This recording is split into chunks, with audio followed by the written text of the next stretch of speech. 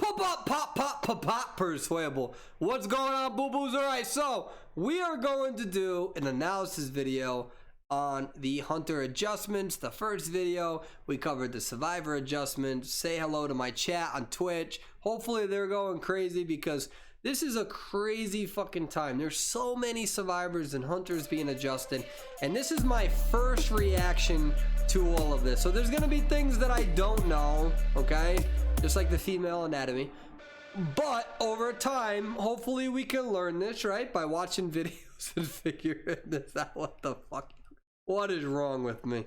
Yeah, oh my god. All right, so we're gonna start talking about some of this stuff. So we're gonna change this over to here, and we're gonna lower this chat real quick. Hopefully everyone said hi, and then we're gonna readjust it to everybody. And I think somebody's doing my and we'll go back and forth. So first thing, Geisha, increase casting speed for soul departure, dancing imagery, and dash range. Increase speed dash on the second level. So with that being said, I have a few questions about this adjustment, to be honest with you. So the question is that when it says increase casting speed, soul departure, dancing imagery, and dash range, does that mean that it goes quicker? Like when it says increase cast speed, oh okay, so that should be faster. That's a good thing. I think Geisha, and guys be careful with the spamming, I think that Geisha really needs a buff. I think that she needs to be able to go through walls faster. I think that the casting speed needs to be much quicker. Geisha has been super fucking underwhelming ever since her adjustment, okay? It's like when you have a child and you think that child's actually gonna grow up to be someone, and then they're super underwhelming and they're an asshole to all the other kids, and you realize, holy shit, I'm raising a bully, right? I have a dickhead kid.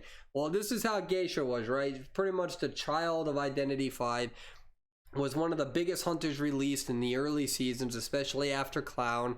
And then there was an issue with emulator users and mobile users. They tried to optimize both of them, and then eventually they decided to revamp her entirely because she wasn't good on mobile, so they revamped her, and she was just completely underwhelming. And so I'm hoping that the dash range and the increased dash speed on the second level is going to be much better. I don't know if that's going to actually happen. We're gonna have to see and experiment with it. It sounds all nice on text, but we don't actually know if it is what this person or what these people are saying this is going to be. So next we're gonna talk about the Ripper, and the Ripper is going to be remove the reduced speed when the Ripper to enter a state of invisibility. So I don't even know what that means. Remove the reduced speed when the Ripper to enter a state of invisibility. I don't know what the fuck that means. Yeah, what's going on, NWW Warren? Can somebody, what does this mean?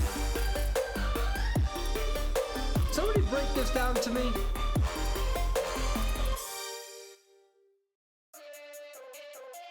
I'm looking for chat. Well, what the fuck does that mean? Remove the reduced speed when the Ripper enters a state of invisibility.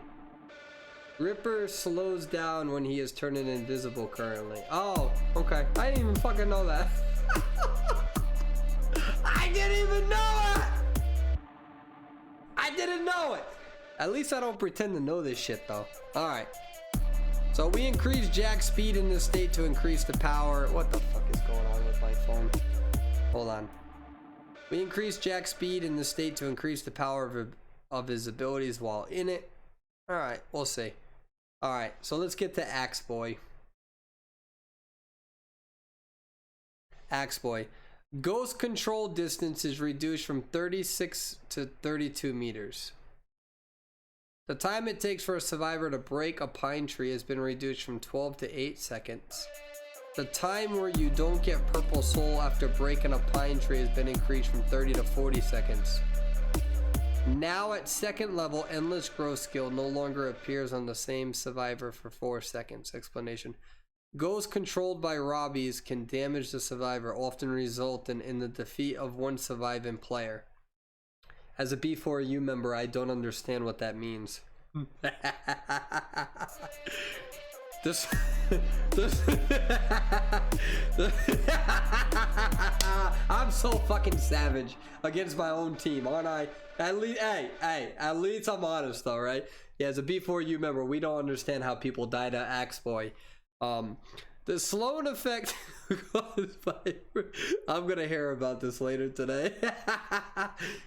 The slowing effect caused by frequent entry and exit from the same place within the pine radius is ineffective, and the survivor can immediately break the pine tree. Okay, so what do you think, chat? What are your views on this? I'd like to know what chat's views are on this.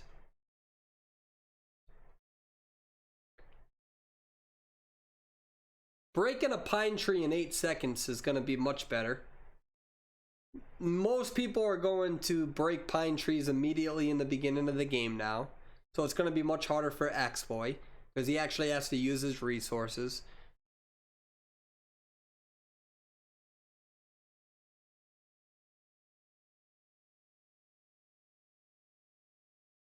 This is going to help survivors. Now at second level, endless growth skill no longer appears on the same survivor for 4 seconds. Okay.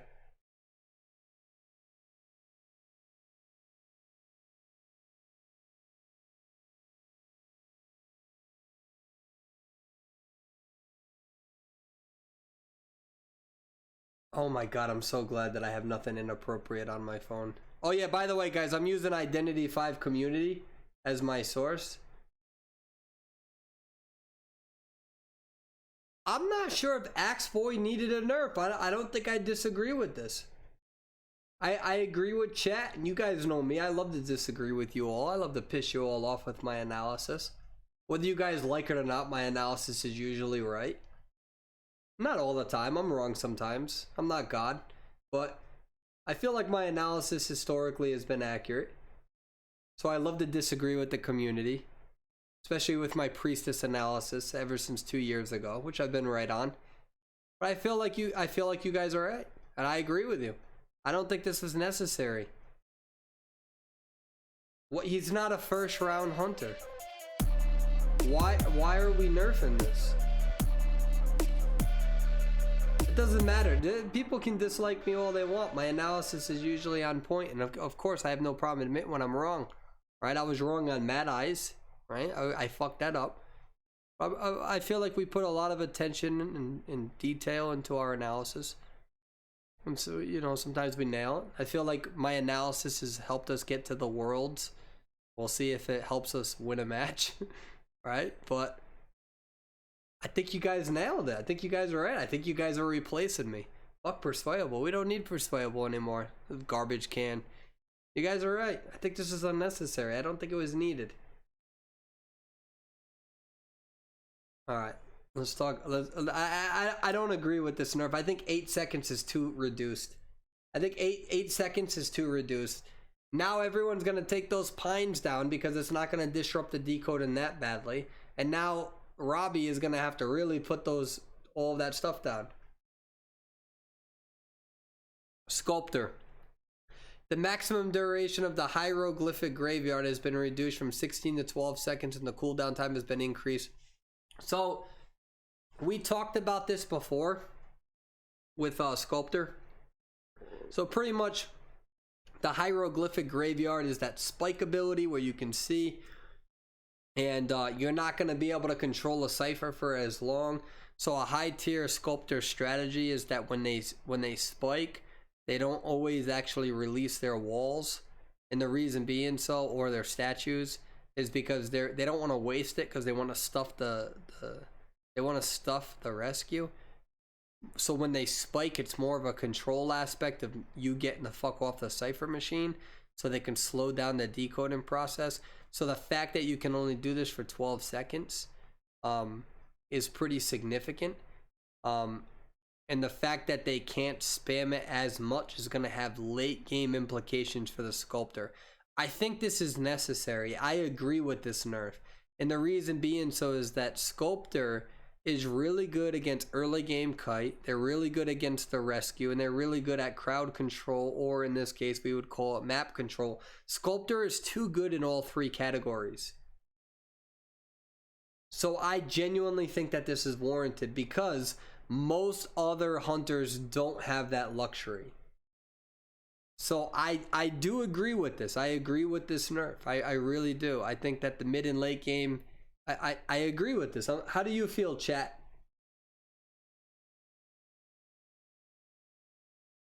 It's not the fact of whether you think she's good or overpowered or whatever. It's the fact that she's too good in all three categories and other hunters are not. But I agree with this nerf. I do. I think the fact. So here's the problem. This is why Sculptor is better than Bon Bon. Bon Bon can only stop decoding of a cipher relative to the rocket chair position of the down survivor. Sculptor has the entire match. You cannot reasonably expect Bon Bon users and Sculptor users to be equally alike when Sculptor has a huge advantage over a Bon Bon. Not only that, Bon Bon has a delay, which we're going to get into, but has a delay with their bombs. This is why Sculptor is used more than Bon Bon. So if you're a Bon Bon user, there should be a little bit of a debuff to the Sculptors who have eventually progressed beyond what Bon Bon can do in high tier tournament gameplay.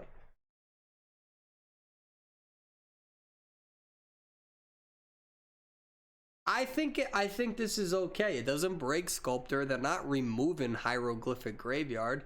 They're just making it so you can't spam it as much. I think this makes it much more fair.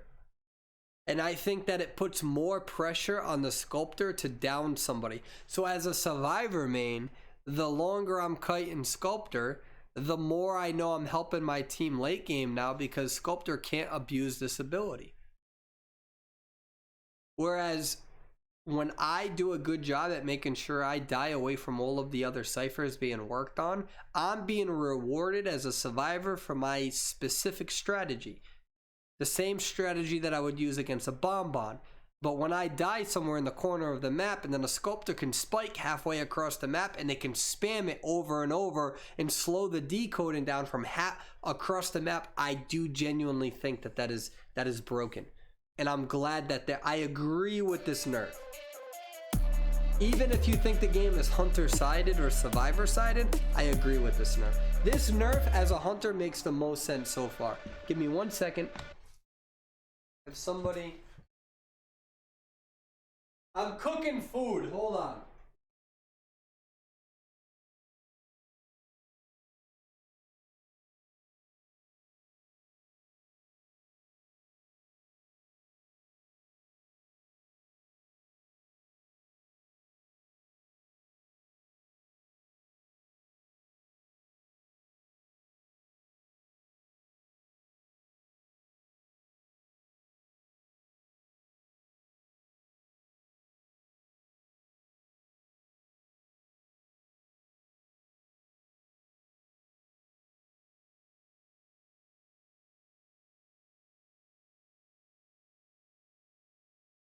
Alright, I'm back.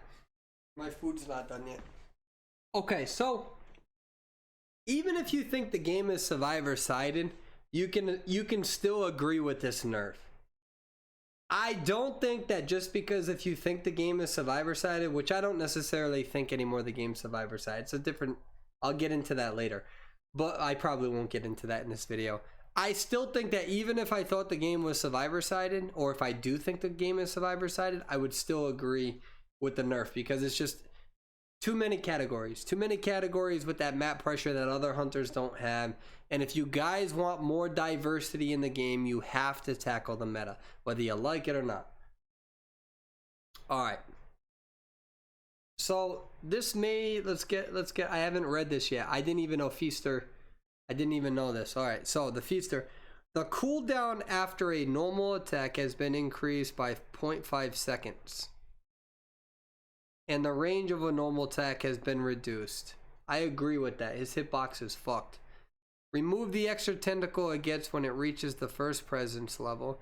Remove the mechanism according to which the more survivors within the radius of the feast occurs, the faster the tentacles are charged. Now it doesn't matter how many survivors are nearby. Tentacle charging speed is now the same as near one survivor. Explanation. The Feaster has the highest utilization rate and winning percentage at all levels. Oh my god. I pretty much said that. In my, well, I didn't, but I kind of did. Hold on. Damn it. I'm using Identity V community. This is their YouTube.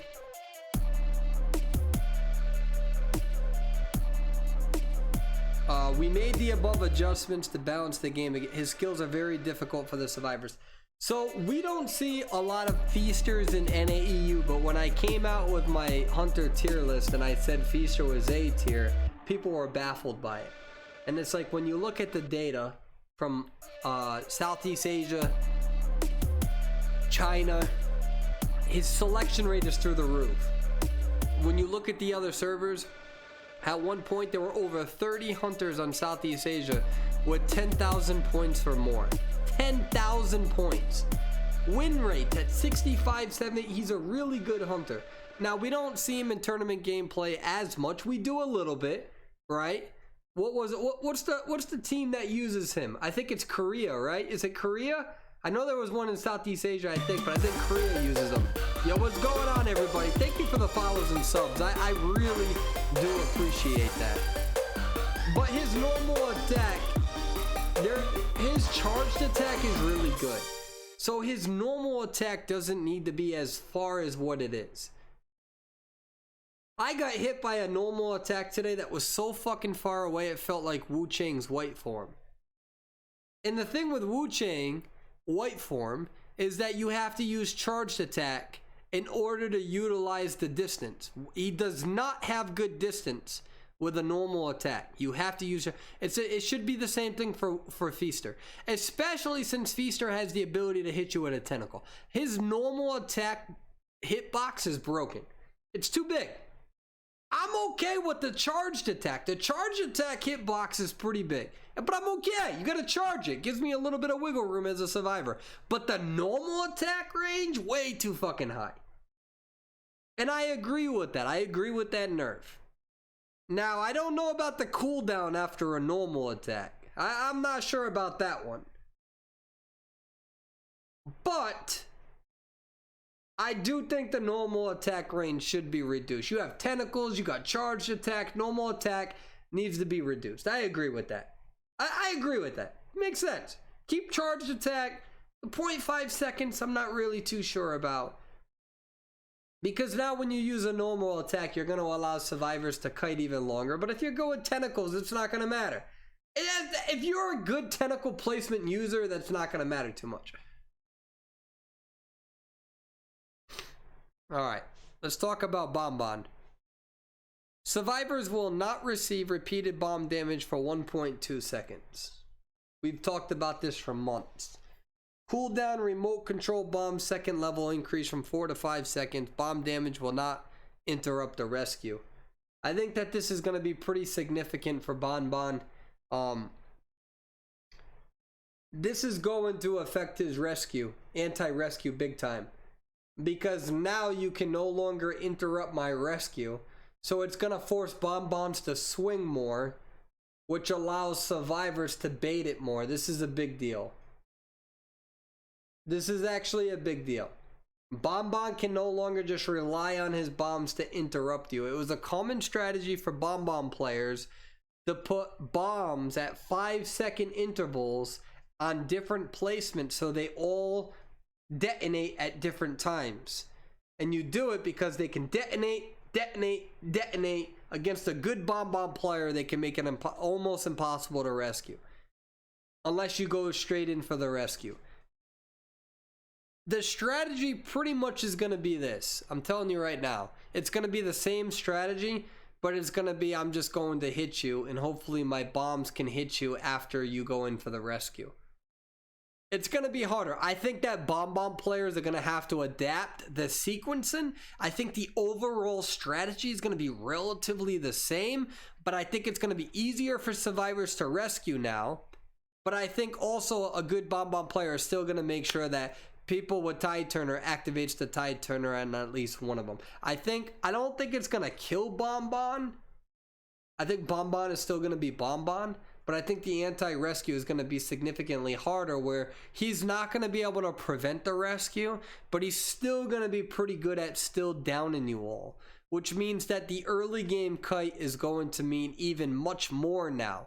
A good early game kite against Bon without the risk of fail and rescues as much, even if Tide Turner is activated, means that his late game stuffs are going to be significantly harder.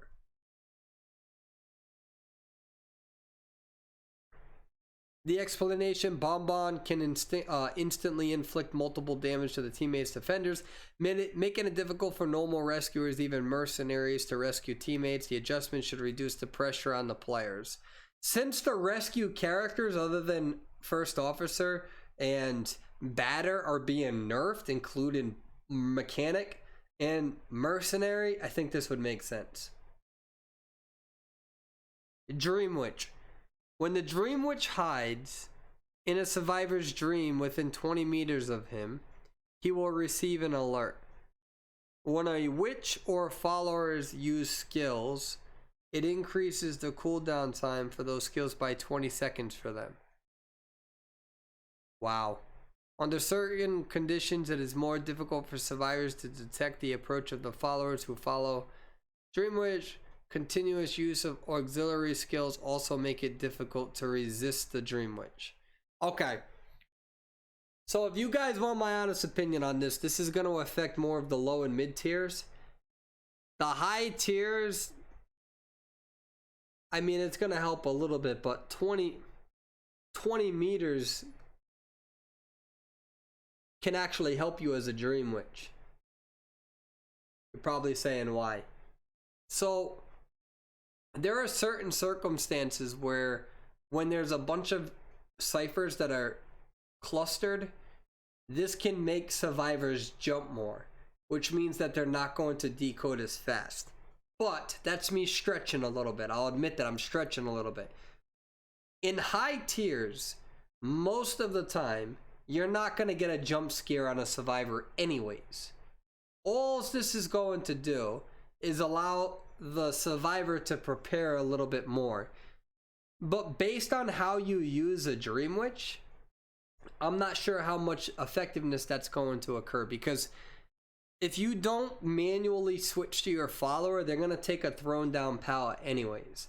And most of the time, the Dream Witch player is going to use their leech. So if you try to stun the main follower, the leech is there anyways.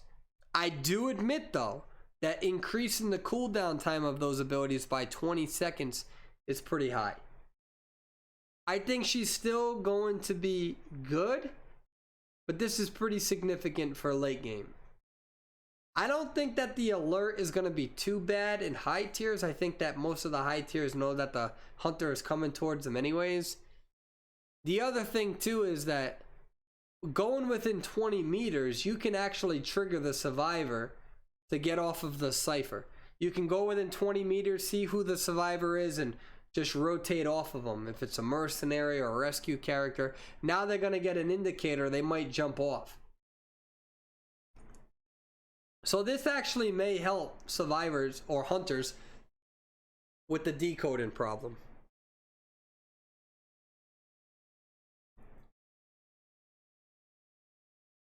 The question is it on the main body?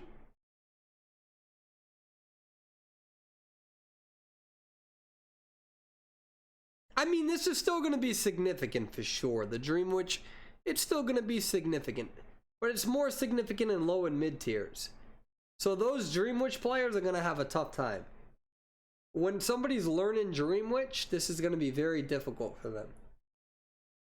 This is going to make it difficult for people to learn how to really use Dream Witch, because the surprise attack is no longer there.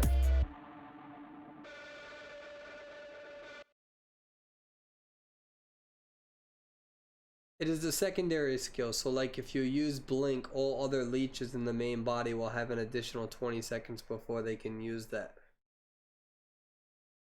So you can't just spam. I'm trying to think of early game. If you go and you use Patroller, So are you saying that if you use Patroller and hit them, the next leech can't use Patroller for 20 seconds? That could make the opening kite a little bit better. The secondary skill is more significant than the notification. Yeah. This is, it's significant. It is significant, but it's more significant for low and mid tiers. And most good survivors will know how to continue kiting for 20 seconds after being Patroller. Because if you use Patroller, right? So you guys got to remember, right? A Dream Witch who uses Patroller. So say if I use Dream Witch and I Patroller you, there's a good chance I'm still not going to hit you for like 10-15 seconds.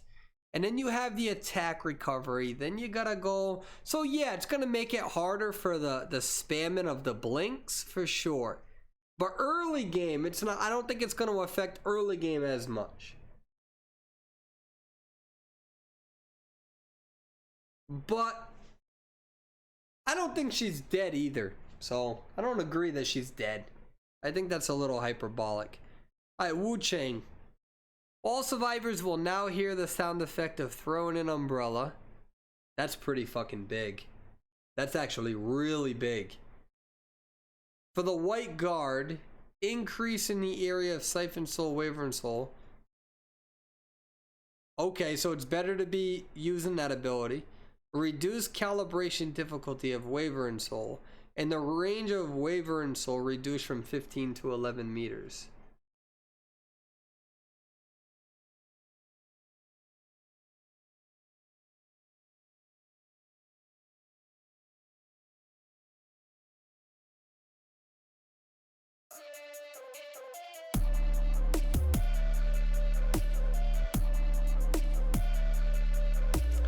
So the calibration is going to be easier.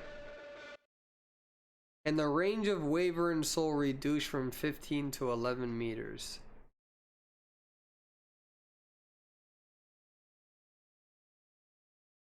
Against Wu Chang, who has strong control and movement ability, the survivor's quick reaction is especially important. He can now hear Wu Chang move to decide whether he should try his best to decode the machine or stay away from it. I don't think I agree with this. I mean, Wu Chang pisses me off, don't get me wrong.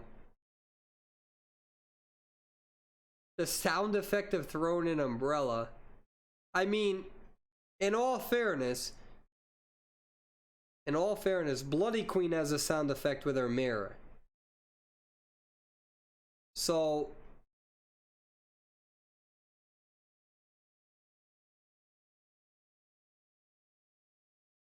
but Bloody Queen has an ability that can counter Tight Kite and that Wu Chang doesn't.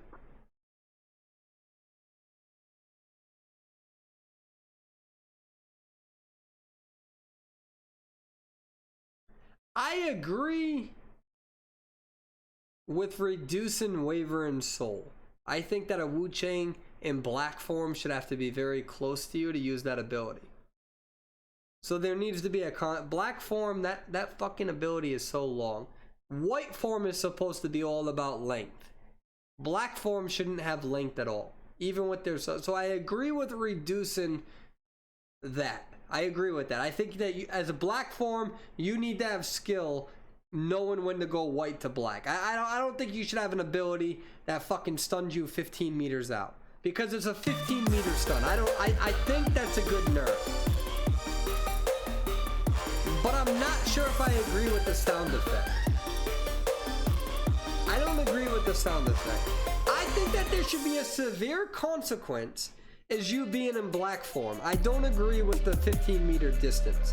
I agree with that nerf, but I don't agree with the sound. You're taking away the element of surprise. You're taking away the element of surprise from Dream Witch. You're taking away the element of surprise from black form. What the fuck is the purpose of playing this game? It's supposed to be a jump scare game too. You're taking away all of those elements. I think that the White Guard, the Siphon Soul, and the way that increase is good. Like the area is increased. So Wavering Soul, the area is increased. It's the distance that's decreased. I agree with that. This buffs black form in close combat. It pretty much says you're not gonna have length, but you're gonna have girth. Some women are into that. Sorry, and dudes, whatever. It's 2021. So it's a discussion about whether length or girth. Wu-Chang encompasses the entire debate about length versus girth. Don't hit me with the buys. Don't hit me with the help. We all know this discussion's been going on for a long time. I'm biased. Never mind, I'm not going to go there. Alright? You either get the banana or the tuna can. Which one do you like? Why do I do this? Why? So we gotta... I know. Sorry, chat. I'm not sorry at all. Alright. It's the same thing with a banana. Do you eat it the long way or sideways? Alright, we're done. But the point is, I can understand that. I don't agree with the sound effect. I think the sound effect is a little too much. You're taking away the whole purpose of the element of surprise. Alright? I think, so it says increase the area of siphon soul, wavering soul. So that's the girth. Reduce calibration difficulty. I don't think that's needed. I think that that's a good thing, that it's hard to get the fuck out of the calibration. So that means that it's easier to hit the calibration so you can throw a pallet down. I think that sucks. But I do think the range was excessive. Increase girth, reduce range. I don't agree with the reduced calibration. So there's 4 things here. The sound effect, the girth, the calibration difficulty, and the range. I agree with 2 of them. I don't agree with the other 2. I don't agree with the sound, and I don't agree with the calibration difficulty. I agree with the increased girth, but I agree also with the reduced length. We're sticking with the girth. Alright.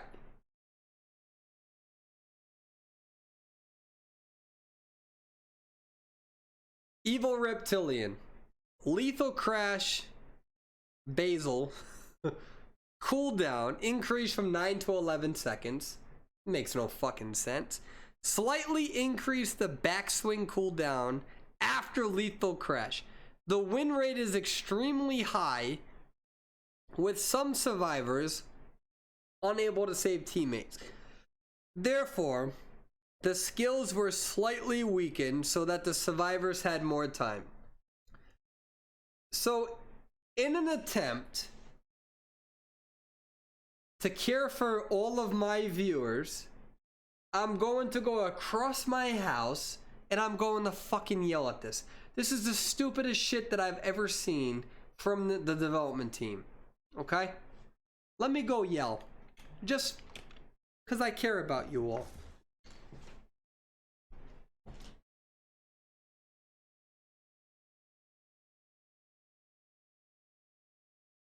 How the fuck does that make sense? Have you ever played the fucking character? That is horse shit, donkey shit, lizard shit, hamster shit. If I had $1 all in pennies, I would still have no sense, because this makes no fucking sense.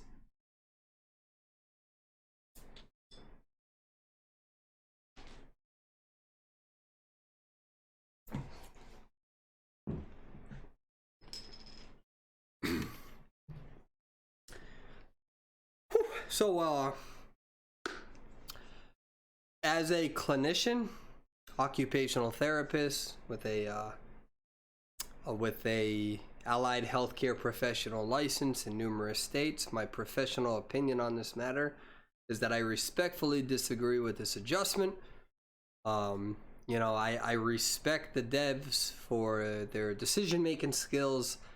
I just, you know, respectfully disagree with this. And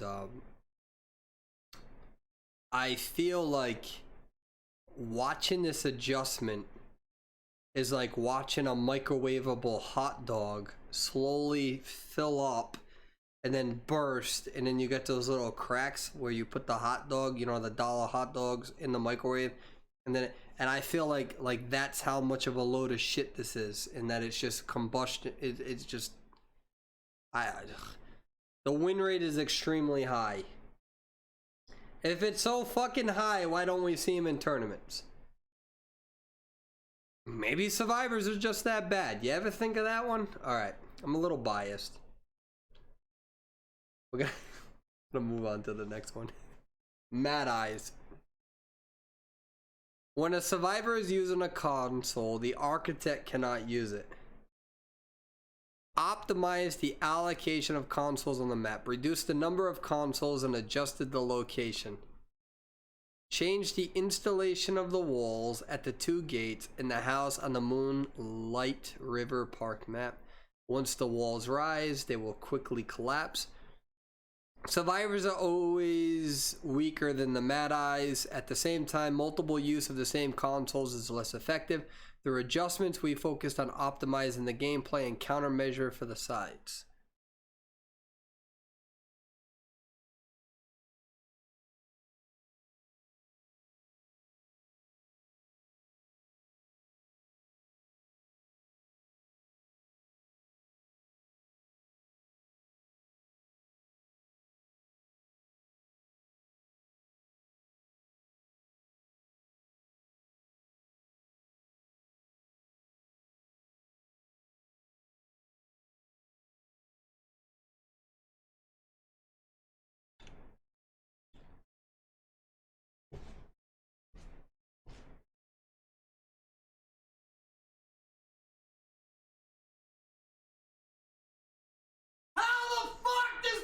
Mad Eyes?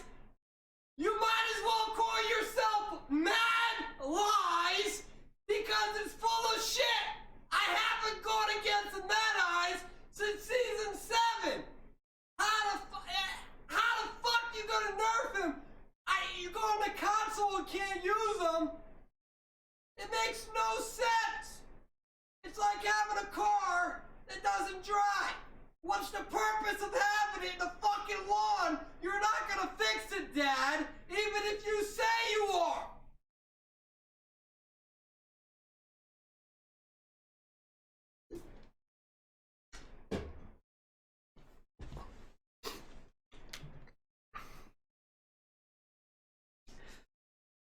As a allied healthcare professional with a license in numerous states, and as a clinician that's very professional, I will respectfully disagree with this. So the thing with Mad Eyes is that even though everyone thinks that Mad Eyes is used on China and Southeast Asia and all these other servers outside of our own, the reality is that top Mad Eyes players have significantly reduced in season 7.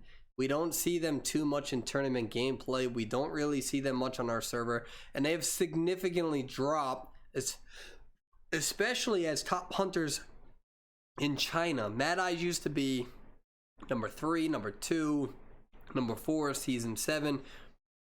Now you're lucky if you even have one in the top 10. So Mad Eyes has significantly dropped.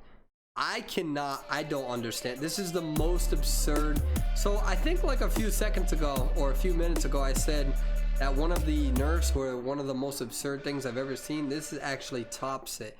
I understand that there are some good Mad Eyes players, but I do not recall ever seeing any statistical significance in regards to top Mad Eyes players that outweighed or that were outliers compared to the other hunters. The fact that now an architect cannot use a console, that baffles me. That baffles me. Alright, let's move on to the next. Oh, is that it? I'd like to give a shout out to the Identity V community YouTube channel. This is what I'm using for the adjustment portion of this. Alright, chat. First of all, thank you all so much for the follows. I do appreciate that, and I mean that. I wish I had a better image. But I don't, because I can't really see all this. So chat, we're gonna do some question and answers.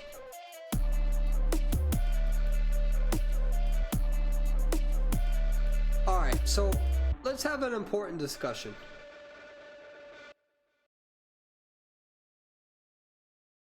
The reason why, if you're asking why my YouTube, why I became a big Identity V YouTuber, I'm gonna be serious now. I'm not fucking with y'all. All right, for those who are new to watching me, and I know that there's a lot of new players who are watching me, newer users who are watching me. I won the first Northern American European tournament, all right? In season 1, at one point, I was the #1 survivor. There's a big cheating scandal that happened that prevented me from being #1 survivor, so I ended up dipping to like #7 survivor. I was a top 50 hunter. First 4 seasons, I was pretty much a top survivor and a top hunter. I never got better than top 20 hunter. Oh, I'm sorry. I never broke the top 15 threshold as a hunter. So after season 4, I gave up hunter. I left the game, then became a coach because my ping is bad because I travel around the United States as a healthcare professional. Right? So I'm more of a coach now. I'm kind of washed up. I'm not as good as I used to, and I kind of have fun. But I continue sticking to analysis, interpretation, and that's also led my team to go into the world championship or the world tournament. All right, international tournament. So that's kind of like, if you're not familiar with who I am, that's kind of like where I'm at. I've also been an MC for a whole bunch of the tournaments, and I don't like doing that as much anymore because it's just everything's toxic these days. So anyways, all right. One of the things that also propelled my YouTube is that when I come out with my analysis videos, it can set up a firestorm in the YouTube community. And although I generally consider myself relatively tamed when I give my analysis and my objective opinions, it can piss people off.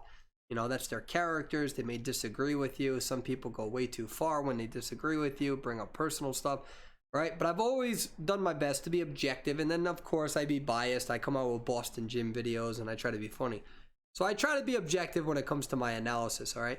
And one of the biggest things that has set off controversy was back in the day when I said Priestess was garbage and needed a nerf, when the entire community, Priestess mains, like went after me. I've also said other things like people try to criticize me when I said Perfumer and Seer would be S tier. When I said that Seer would be S tier, people criticized me on my YouTube saying you're judging him too quickly, because I said it upon his release. I said Bloody Queen would be S tier. People said you're judging her too quickly, you're not giving her enough time. And then there's been times where I've been more like, I don't know, like Dream Witch, I actually said I don't know. Mad Eyes, I was really wrong about. Mad Eyes, I said was garbage, and he ended up being very good. So I was, you know, I admit when I fuck up him, whatever, it happens, right? You're not going to be right all the time. One of the things that I've consistently said is that this has been a hunter-sided game. I've had YouTubers try to disagree with that, which is okay. I actually love healthy debate. You should disagree with me. Do not worship me. Do not worship any of these fucking YouTubers, because they're all not who they are on webcam, and I'm not who I am on webcam either, right? Always a friend. Don't worship any of us. For fuck's sake, don't worship any of us. You're a beautiful human being. You have your own intellectual thought process. Use it, right? Don't be a fucking parrot. Use that beautiful thing in that frontal cortex, that frontal lobe that allows you to process information and interpret the way that you do. But when you do, don't be an asshole about it. Since season 7, I've said that this game is a hunter-sided game, backed up by the information that NetEase has provided. I got a whole bunch of shit from it. People being like, you don't know what you're talking about, even though the devs literally, from season 7 to 11, literally came out as bluntly as possible saying that hunters win significantly more than survivors. Not only was it my data, but it was literally by the devs saying that on all servers and all tiers, hunters are outperforming survivors. I still had a big, large portion of the population somehow disagreeing with me. I see it on Facebook too, with the anti-vaxxers and Earth is flat and we never went to the moon. You can't reason with these people, all right? So which is fine. I love healthy debate. I love seeing other people's analysis, right? But then after season 11, it started getting weird because shit started changing. Actually, it was after season 8 or yeah, about season 11, season 10, season 11. Shit started changing. And in season 9, give or take, they started making it so you could start seeing the exit gates. You could see 3 ciphers that need to be popped. You could see the nearest cipher. We got more messages as survivors. Rescuing was supposed to get easier. That got fucked up when they nerfed mechanic. And they said the single detrimental thing was failed rescues, so they made it so you could rescue easier. When you fail the calibration, it no longer stuns you. I mean, they have buffed so much shit for survivors, so much shit, because the game was so hunter-sided. At one point, the top hunters on Southeast Asia, NAEU, and China, 3 different servers, 3 million people, the top players, the hunters had a 65% win rate. Survivors had like a 45% win rate. The game was hunter-sided. I got a whole bunch of shit. People saying I'm wrong. I don't know what I'm talking about. We analyzed 11,000 data, 11,000 players' information. We agreed with the devs. The game was hunter-sided. Voila. Okay. Then they made all those changes, and we started seeing the numbers start to come a little bit more even. All right? The numbers started to go down, so the hunters' win rate started to go down. Survivors' win rate started to go up. Now, as of 2 seasons ago, I've made it publicly. I don't know what the fuck to think anymore, right? Before, we had some good evidence. Now I'm kind of like, there's been so many changes, so many adjustments, so many things happen, and it's hard for me to keep up. So I made the argument, I don't really know if the game is hunter or survivor sided. According to this, the devs are suggesting that the game is still very much so hunter sided. And this is almost backed up by the fact that in tournament gameplay, the only way survivors can even survive is if they use characters like Mercenary, Mechanic, Seer, Wildling, like the craziest of the craziest meta. And you see a lack of diversity. When you go against the best of the best hunters, you need characters like Mercenary to stay alive. We see this in tournament gameplay. We see this all the time. Few teams, they'll use Prospector. Once you start getting to round 2 and round 3, you'll see the coordinators. You'll see the dancers. Coordinators by X-Rock. You'll see the dancers by GR. You'll see the lawyers from B4U, right? We all have our own little fucking shtick that we stick to, right? So with this, the problem has always been a lack of transparency, because as much as the players want to disagree with each other, including me, I'm just a player, I'm no better than you, we don't have any transparency from the devs, which is why they started giving explanations. They used to never give explanations, at least from my understanding about these adjustments. They started giving them many seasons ago. We actually don't know if this game is hunter or survivor sided. We don't know. We don't know if the game's hunter or survivor sided because we don't know the actual numbers, right? We can all have an opinion. I can say the game's survivor sided. You can say the game is hunter sided. I can say the game's hunter sided. You can say the game is survivor sided. But we don't actually know, because what we experience anecdotally is the least valid research. It's the least reliable information. Just because you experience things in your own matches means nothing. It doesn't really purport to 5 million players. And so my thing is that if they're going to make these adjustments, there'll be less outrage if they actually tell us the numbers and they actually give us the information so we can dissect it for ourselves. That's the whole point of research. If I come out with a research article about physical activity and sedentary behavior and how it affects the cardiovascular system, I can come out with a research study, show it to you, and then you can interpret it and look at the limitations, the discussion, the methodology, and you for yourself can reasonably validate whether you think it's reliable and on a level validated. Right? It's the whole point of research, the scientific process. My point is that if they're going to make these adjustments, it's hard for us players to understand it. Okay? It's hard for us players to understand it if we're not being told what's happening. If we're not being told who's winning more at what tiers and why.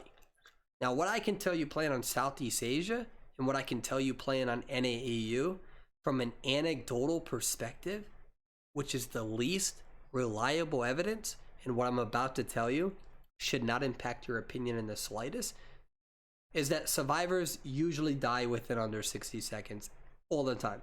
I'm on live feed. All the time. I see these survivors dying all the time. The survivors die in 10 seconds, 20 seconds, 30 seconds. I die sometimes in 30 seconds.